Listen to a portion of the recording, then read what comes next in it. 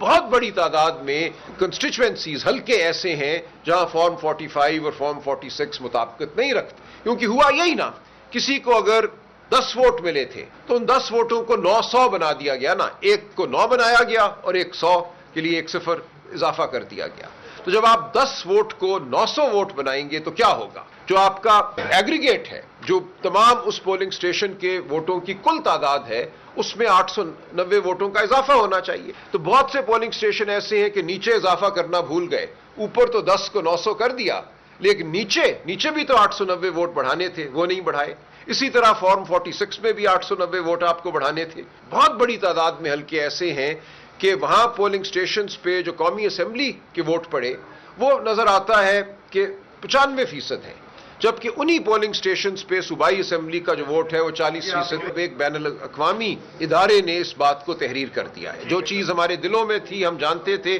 وہ یہاں آ گئی ہے۔ دیکھیں، ایک بات میں اور کہوں گا کہ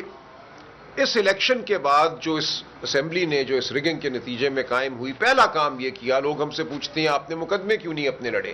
تو اس کا جواب یہ ہے کہ انہوں نے آتے ہی الیکشن ایکٹ میں ترمیم کی۔ الیکشن ایکٹ 8 فروری 2024 کو یہ تھا کہ ہائی کورٹ کے حاضر سروس جج مقدمے سنیں گے۔ انہوں نے ترمیم کر کے یہ کہا کہ الیکشن کمیشن اپنی ثوابدید میں ریٹائرڈ ججوں کو مقرر کرے گا، اور پھر الیکشن کمیشن نے چن کر ان لوگوں کو جج مقرر کیا الیکشن پٹیشن سننے کے لیے جو پی سی او کے جج تھے، جن کو جج کہا ہی نہیں جا سکتا، اور ان کے پاس یہ مقدمے پڑے ہوئے ہیں، یا وہ ان کو تکنیکی بنیادوں پہ خارج کر دیتے ہیں یا سنتے ہی۔ کوئی ایک بھی مقدمہ پنجاب میں ایسا نہیں ہے جو حقائق کی بنیاد پر جس کا فیصلہ ہوا ہو۔ اب سوال جو اٹھتا ہے، ایک بڑا سوال جو اٹھتا ہے، وہ کامن ویلتھ کے حوالے سے اٹھتا ہے کہ جو دولت مشترکہ ہے،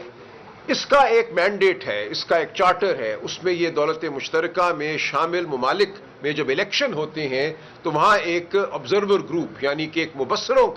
مبصرین کا گروپ جو ہے یہ بھیجتے ہیں، اور یہ مبصرین وہ لوگ ہوتے ہیں جو ریٹائرڈ ان کے supreme court, house of Lords کے جج ہوتے ہیں، یا دیگر جو